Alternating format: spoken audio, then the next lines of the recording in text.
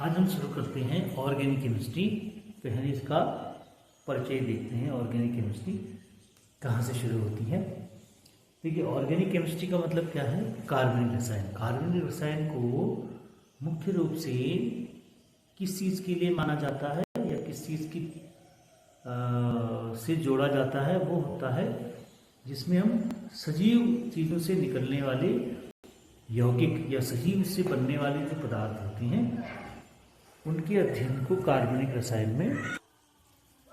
तो कार्बनिक रसायन का मतलब ऐसे रसायन जो सजीव पदार्थों से प्राप्त होते हैं उनको हम कार्बनिक रसायन कहते हैं। ऐसा ही जो है शुरू में इस प्रकार से इसको परिभाषित किया गया। तो यहाँ पर अगर हम देखें तो सर्वप्रथम कार्बनिक रसायन को ये वैज्ञानिक थे जिनका नाम था निकोलस।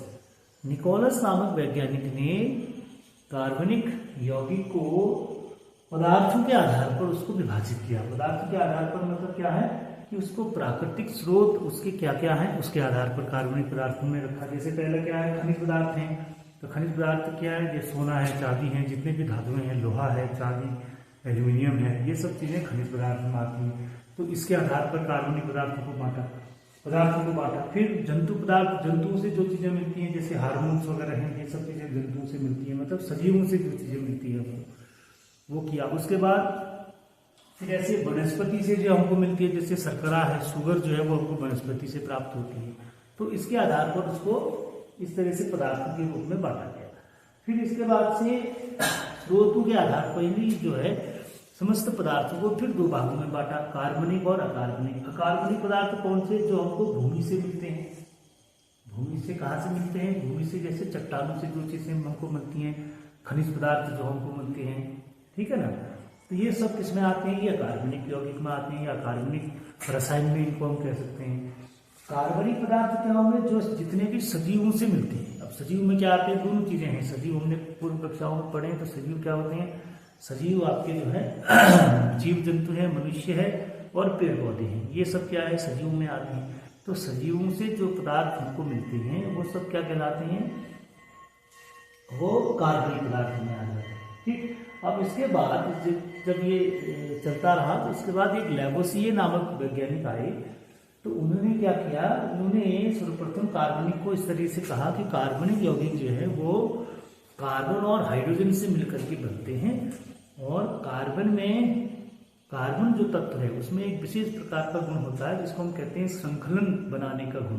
तो कार्बन के उसी श्रृंखलन बनाने वाले गुण के कारण ही कार्बन जो है वो इतने अधिक मात्रा में कार्बनिक यौगिकों का निर्माण कर पाता है। तो यहाँ पर जो है उस वैज्ञानिक के द्वारा ये बताया गया। फिर इसमें और आगे को जब खोज होती गई कार्बनिक यौगिकों की, तो सबसे पहले जो है एक सिद्धांत यहाँ पर हम देखते हैं, वो है आपका जैव शक्ति का सिद्धांत। जैव शक्ति का सिद्धांत, इसको 1815 में एक वर्जीलियस वैज्ञानिक थे स्वीडन के वर्जीलियस नाम के वैज्ञानिक थे। तो उन्होंने एक जैव शक्ति सिद्धांत दिया। जैव शक्ति सिद्धांत क्या कहता है? ये सिद्धांत कुछ इस प्रकार की थ्योरी पर बेस्ड है कि जितने भी सजीव पदार्थ हैं, जितनी भी सजीव चीजें जो होती हैं, सजीवों के अंदर में एक प्रकार का कोई इस तरह की कोई इन्होंने ये कहा कि फोर्स होता है। मतलब एक तरह की कोई ये कह सकते हैं कि डिवाइन टाइप की कोई ऊर्जा होती है। वो डिवाइन ऊर्जा जो होती है वही कार्बनिक यौगिकों के निर्माण में सहयोग करती है। मतलब उन्होंने ये नहीं कहा कि कार्बनिक यौगिक किसी और तरह से बनते हैं। उन्होंने कहा कि विशेष प्रकार की कोई ऊर्जा होती है या कोई शक्ति होती है जिसको जैव शक्ति कहा गया। तो वो शक्ति के कारण जो है वो कार्बनिक यौगिकों का निर्माण होता है। अब ये थ्योरी क्या है, लंबे समय तक ये चलती रही, जब तक क्या हुआ कोई इसका विकल्प नहीं मिला। तो ये वर्जीलियस का जैव शक्ति सिद्धांत इसको कहा जाता है। तो उन्होंने कहा कि कोई वाइटल फोर्सेस हैं, वो फोर्सेस के कारण ही कार्बनिक यौगिकों का निर्माण होता है सजीवों में, है ना। ये वर्जीलियस की थ्योरी थी जो लंबे समय तक चलती रही। इसके बाद क्या हुआ कि सन 1828 में वोलर नामक वैज्ञानिक आए। तो वो क्या कर रहे थे? वो अपने प्रयोगशाला में एक प्रयोग कर रहे थे और अपने प्रयोगशाला में प्रयोग करते समय ही वो क्या बना रहे थे? वो अमोनियम साइनेट बना रहे थे। दो अकार्बनिक यौगिकों को मिलाने से क्या बनाया उन्होंने? एक तो पोटेशियम साइनेट को लिया और दूसरा उन्होंने अमोनियम सल्फेट को लिया। पोटेशियम साइनेट और अमोनियम सल्फेट को लिया, इन दोनों को लेकर के वो क्या बना रहे थे? अमोनियम साइनेट बना रहे थे। जब उन्होंने अमोनियम साइनेट को बना लिया, बनाने के बाद जब रखा हुआ था लैब में, तो लैब में रखते रखते क्या हुआ कि अमोनियम साइनेट के अणुओं के द्वारा क्या किया गया, या उस परमाणु के द्वारा उनके अंदर जो अमोनियम साइनेट में जितने भी परमाणु थे उनके द्वारा रीअरेंजमेंट किया गया। वो आपस में क्या हुआ, उन्होंने अपना स्थान परिवर्तन एक तरह से कर दिया, तो वो परिवर्तित होकर क्या बना दिया, उन्होंने NH2CONH2 बना दिया, यूरिया के रूप में कन्वर्ट हो गया। तो ये पहला ऐसा कार्बनिक यौगिक था जिसको लैबोरेटरी में क्या किया गया, सिंथेसाइज किया गया। ठीक है ना। तो जैसे ये यौगिक बन गया, इस यौगिक के बनने के बाद जो वाइटल थ्योरी का सिद्धांत था, जैव शक्ति का जो सिद्धांत था, उस थ्योरी को नकार दिया गया।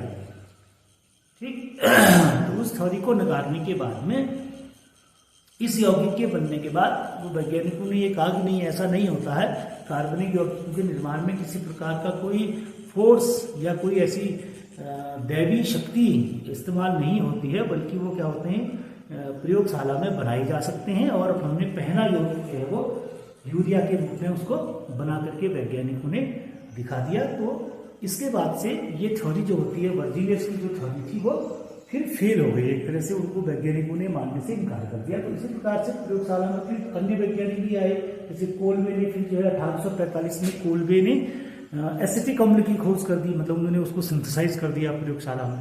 इसी प्रकार से एक और वैज्ञानिक आए जिन्होंने बर्थोलेट करके उन्होंने 1856 में मैथेन के का संश्लेषण कर दिया।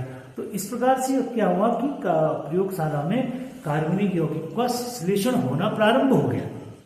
तो कार्बनिक यौगिकों का संश्लेषण होना प्रारंभ हो गया, तो एक नई थ्योरी का और नई जनरेशन का एक तरह से कह सकते हैं उसका प्रारंभ हो गया। तो कार्बनिक यौगिक क्योंकि जब खोज हो गई, तो उसके पीछे ये कारण फिर लोग मानने लगे कि कार्बनिक यौगिक जो हैं वो प्रयोगशाला में बनाए जा सकते हैं, है ना, और उनको उनके निर्माण को हम आसानी से कर सकते हैं। तो वर्तमान स्थिति में आप देखेंगे तो रोज के दिन में भी जो है, हर रोज ऐसे सैकड़ों अनगिनत कार्बनिक यौगिकों का निर्माण, कार्बनिक यौगिकों को का प्रयोगशाला में संश्लेषण होता है। क्योंकि हम जितनी भी चीजें, क्योंकि कार्बनिक यौगिक क्या है, हमारे शरीर में जितनी भी चीजें हम इस्तेमाल करते हैं घरों में, अगर हम अपने को भी अगर हम देखें तो हमारे जूते से लेकर के जितनी चीजें हम इस्तेमाल करते हैं, हमारे कपड़े हैं या दवाइयाँ हम रोजमर्रा जिंदगी में इस्तेमाल करते हैं, पेंट इंडस्ट्री है, प्लास्टिक इंडस्ट्री है, ये सारी जो इंडस्ट्री हैं, मतलब घरों में हम सुबह से लेकर के सोने तक जितनी भी चीजें इस्तेमाल करते हैं, उनमें सब में अधिकांश जो है वो क्या यूज होता है, कार्बन ही इस्तेमाल होता है, मतलब कार्बन की केमिस्ट्री इस्तेमाल होती है। तो इस तरीके से ये कार्बनिक केमिस्ट्री का प्रारंभ होता है, और इस तरीके से इसका परिचय भी हम कह सकते हैं। और इस्तेमाल वाली बात में अगर आप देखेंगे तो कार्बनिक केमिस्ट्री जो है वो सबसे ज़्यादा महत्वपूर्ण विषय है, और सबसे ज़्यादा इस्तेमाल किए जाने वाला विषय है, और सबसे ज़्यादा एप्लीकेबल है। वर्तमान में जितनी भी चीज़ें बनती हैं वो सब कार्बनिक केमिस्ट्री से ही बनती हैं, उन्हीं के द्वारा बनाई जाती है। निरूपण मतलब क्या हुआ, कैसे कार्बनिक यौगिकों को हम लिखते हैं। ठीक है, इससे पहले तुमने ऐसा लिखना, यौगिकों का लिखना कैसे सीखा था कक्षा 11 में? कुछ सीखा था ऐसे? किसी भी यौगिक की संरचना जब हम बनाते हैं तो उसको हम कैसे बनाते हैं, उसके लिए हमने एक सूत्र सीखा था जिसको हम कहते हैं लुईस की बिंदु संरचना। लुईस की बिंदु संरचना, ठीक है ना, लुईस की बिंदु संरचना सीखी थी हमने। ठीक, तो यहां पर हम इसी को आधार मान करके, इसमें भी ये भी काम आएगा, लुईस की बिंदु संरचना भी काम आएगी। तो इसी को लेकर के हम जो है इसकी संरचना विभिन्न प्रकार से कैसे हम कार्बनिक यौगिकों को दिखाते हैं उसको बनाना सीखेंगे। अब एक चीज और हमने वहां सीखी थी कि जैसे हम बिंदु बनाते थे, बिंदुओं को जब बनाते थे तो बिंदु हमने बना रखे थे उसकी संयोजकता के आधार पर, जहां पर जितने इलेक्ट्रॉन एक दूसरे के शेयर करते हैं बॉन्ड बनाने में, है ना, उतने ही हम उसमें बिंदु लगा रहे थे। जैसे हमने माना ये बनाया, हाइड्रोजन बनाया, दूसरा हाइड्रोजन बनाया, तो एक हमने यहाँ बिंदु बना दिया, एक यहाँ बना दिया ना। ठीक है, तो ये क्या दिखाता है कि एक एक इलेक्ट्रॉन ही इनके द्वारा साझा किया हुआ है। ठीक, तो जहां पर हम जितने बिंदु बना रहे थे तो वो क्या दिखा रहा था, उसके शेयरिंग ऑफ इलेक्ट्रॉन्स को दिखाता है ना। अब जैसे बिंदु बनाया तो बिंदु के बाद हम क्या बना रहे थे उसको, फिर ऐसे ही हम इसको डैश संरचना कहते हैं। क्या बोलते हैं इसको? डैश संरचना। तो पहली प्रकार की जो संरचना हम बनाते हैं कार्बनिक यौगिक की, उसको यही डैश वाली संरचना कहते हैं। ठीक है, डैश संरचना कहेंगे, या इसको बंद संरचना भी कहते हैं। बंध संरचना। ठीक है, तो बंध संरचना में हम क्या करेंगे, जहां जहां पर जितने यौगिकों का सहसंयोजक बंध बनने में जितने इलेक्ट्रॉनों ने भाग लिया हुआ है, ठीक, तो उसी प्रकार से उसकी संरचना बनाएंगे। जैसे माना हमने ये बना दिया CH3 लिखा और इसको हमने इस तरीके से बना दिया, C लिखा, C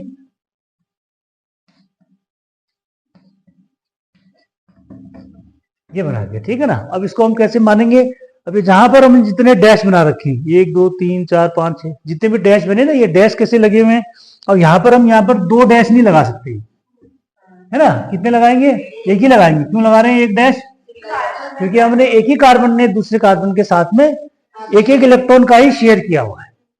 ठीक है, तो ये पहले प्रकार की होती है जिसको हम डैश संरचना कहते हैं। दूसरा, बाद में इसको क्या करते हैं, इसी संरचना को हम फोल्ड कर देते हैं, उसको हम संगनित संरचना कहते हैं। ये जो बना रखा हमने इसी को फोल्ड कर दिया। ठीक है, हमने क्या किया कि जो मेन कार्बन जैसे CH3 है, इसको यहाँ CH3 लिख दिया, दूसरा CH3 है, इसको ऐसे CH3 लिख दिया। अब इसमें क्या करते हैं, जब कार्बनिक यौगिक अगर कोई बड़ा कार्बनिक यौगिक है, जैसे माना हमने ऑक्टेन बनाना है या हमने हेक्सेन बनाना है, तो हेक्सेन को हम कैसे लिखते हैं, सिंपल में ऐसे लिखते हैं, हेक्सेन 6 कार्बन वाला होगा ना, CH3 CH2 कितने हो गए, 1 2 3 4 CH2 फिर CH3 ऐसा लिख दिया। ठीक है, अब हम क्या करेंगे, इसको छोटे फॉर्म में लिखना है तो हम ऐसा लिख देंगे, CH3 लिख दिया, 1 2 3 4 है, एक CH2 लिख देंगे, यहाँ पे इसको कर देंगे 3 और फिर कर देंगे CH3। ठीक है, तो ऐसे इसको फोल्ड करके लिख सकते हैं।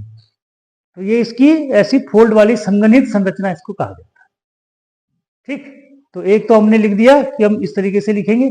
ठीक है, अच्छा, एक इससे पहले क्या आता है, अणुसूत्र होता है, एक और सिंपल अणुसूत्र को हम कैसे लिखते हैं, इसी का अणुसूत्र बनाएंगे तो क्या बनेगा, C2H6, ये इसका अणुसूत्र हो जाएगा, सबसे बेसिक।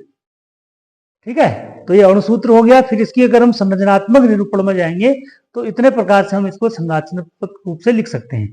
इसके अलावा एक और तरीका जो होता है, जो तुम यहाँ कार्बनिक में पढ़ोगे, वो पहली कक्षाओं में तुमने नहीं पढ़ा होगा और उसको थोड़ा सा समझने वाला होता है। तो उसमें हम क्या करते हैं, किसी भी यौगिक को नहीं लिखते, कहीं पर भी कार्बन हाइड्रोजन नहीं लिखते। ठीक है, जैसे हमने ऐसा बना दिया ये, ठीक है, अगर ऐसा बना दिया तो ऐसे में हम कैसे मानेंगे कि ये कौन सा यौगिक है। ठीक है, अगर ऐसा हमको बना के दिया हुआ है तो इसमें हम कैसे अंदाज लगाएंगे कि ये कौन सा कार्बनिक यौगिक होगा। तो इसको सरल सीखने का तरीका या इसको सॉल्व करने का तरीका क्या है, आप जहां से शुरू हो रहा है वहां पर हम क्या मान लेंगे, एक कार्बन मान लेंगे, ये फिर जहां से टेढ़ा मेढ़ा होगा ना, जहां से भी मुड़ेगा वहां पर दूसरा कार्बन मान लेंगे, फिर ये तीसरा कार्बन हो गया, ये चौथा कार्बन हो गया और ये पांचवा कार्बन फिर। ठीक है, अब इसके बाद दूसरी बात हमने क्या बताई थी कि किसी भी कार्बन की वैलेंसी कितनी होती है, 4। ठीक है ना, कार्बन की वैलेंसी 4 होती है। अगर कहीं पर कोई बॉन्ड नहीं लगा हुआ है, ठीक है, अगर कहीं पर कोई बॉन्ड हमने नहीं लगा रखा तो इसका मतलब वो बॉन्ड नहीं लगा है, तो कार्बन की वैलेंसी कौन पूरी कर रहा होगा, हाइड्रोजन पूरा कर रहा होगा। ठीक है, तो इसकी हम संरचना बनाएंगे तो एक कार्बन है तो इसका मतलब यहाँ पर एक हाइड्रोजन लगा होगा, दूसरा हाइड्रोजन लगा होगा, तीसरा हाइड्रोजन लगा होगा। ठीक है, 4 हो गए। इस वाले कार्बन में जाते हैं, एक बॉन्ड यहाँ से लगाए, दूसरा बॉन्ड यहाँ से लगाए, तो एक हाइड्रोजन यहाँ लगा होगा, दूसरा हाइड्रोजन यहाँ लगा होगा। इसी प्रकार से यहाँ पर जाएंगे तो ये ऐसे लगा होगा, यहाँ पर भी जाएंगे, एक हाइड्रोजन यहाँ होगा, एक हाइड्रोजन यहाँ होगा, यहाँ पर जाएंगे तो फिर वही स्थिति, 1 हो जाएगा, ये 2 हो जाएगा और ये 3 हो जाएगा। ठीक है, तो इस प्रकार से हम कार्बन की वैलेंसी बना लेंगे। तो जब अब ये तो हमने अभी बनाया ना, तो शुरू में हमको कैसा मिला था, शुरू में हमको ऐसा मिला था। ठीक है, तो इसका मतलब ये कौन सा यौगिक है, 1 2 3 4 5 पेंटेन है ये। ठीक है ना, कार्बनिक रूप से कौन सा यौगिक है, पेंटेन है। तो ये आपको संरचना जब बनेगी कहीं पर तो आपको समझना, इसमें हम क्या नहीं दिखाते हैं और क्या दिखाते हैं। इसमें आपको कार्बन हाइड्रोजन को नहीं लिखा जाता है। जब ऐसी संरचना कहीं पर किताब में आपको या क्वेश्चन में मिलेगी तो वहां पर क्या होगा, कार्बन हाइड्रोजन को नहीं दिखाया होगा। उसके अलावा यदि कोई यौगिक होगा तो उसको फिर वो दिखा देंगे। जैसे हमारा यहाँ पर अगर हम ऐसा लिख देते हैं, OH यहाँ पर अगर लिखा होगा तो इसका मतलब है कि O और H ये कोई अल्कोहलिक यौगिक है। ठीक है ना, ऐसा कोई यौगिक है जिसमें क्या लगा हुआ है, OH लगा हुआ है। ठीक, तो ऑक्सीजन है, नाइट्रोजन है, कार्बन हाइड्रोजन को छोड़ करके ऑक्सीजन है, नाइट्रोजन है, क्लोरीन है, फ्लोरीन है, अगर कोई ऐसे एलिमेंट लगे होंगे उसमें तो उसको वहां पर शो करेंगे, कार्बन हाइड्रोजन को शो नहीं करेंगे। ठीक है, तो इतने प्रकार से हम कार्बनिक यौगिकों को दिखा सकते हैं। ठीक, अब जैसे ये हमारा बना दिया, कल हमने इसकी वलय संरचनाएं पढ़ी थी, ये हमने बना दिया। ठीक है, अब इसको कार्बनिक रसायन की भाषा में पढ़ेंगे तो क्या कहेंगे इसको तुम और भाषा में पढ़ते होगे, गणित में अगर इसको पढ़ेंगे तो क्या कहते हैं? त्रिभुज कहेंगे, है ना। गणित के हिसाब से ये क्या है? त्रिभुज है। लेकिन कार्बनिक रसायन में इसको आप पढ़ोगे तो इसको बनाने का तरीका क्या है? मैंने बताया ना, जहां से हम इंद करते हैं, ये कार्बन हो जाएगा, ये कार्बन हो जाएगा, ये भी कार्बन हो जाएगा। ठीक है, बाकी हाइड्रोजन लगा दोगे आप, एक लग जाएगा, दो लग जाएंगे, दो ही लगेंगे क्योंकि दो बॉन्ड है। यहाँ पर भी दो लग जाएंगे, यहाँ पर भी दो लग जाएंगे। ठीक है, तो ऐसे दो दो बॉन्ड लग जाएंगे, तो ये क्या बन जाएगा? प्रोपेन हो जाएगा। अब प्रोपेन में भी कैसा है? ये साइकिल के रूप में है। साइकिल मतलब क्या हुआ? जैसे जब आप एक जगह से शुरू कर रहे हैं, फिर यहाँ जा रहे हैं, फिर यहाँ जा रहे हैं, फिर यहाँ जा रहे हैं, तो साइकिल बन जाता है। तो इसके आगे साइक्लो लगा देते हैं। तो नाम पढ़ना सीखेंगे तो उसमें अब लगा देंगे, तो इसका नाम हो जाता है साइक्लोप्रोपेन। ठीक है, तो इस तरीके से हम इनको कार्बनिक यौगिकों का निरूपण होता है। ठीक है, जहां पर भी लगेगा।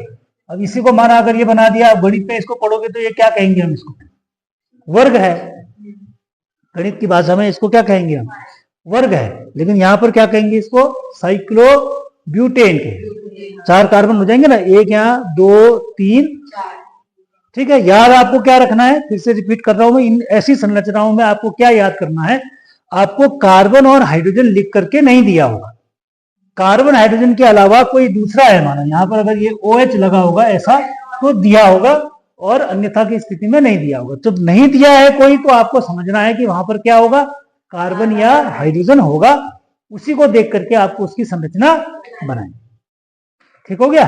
तो इस तरीके से कार्बनिक यौगिकों का संरचनाओं का निरूपण किया जाए।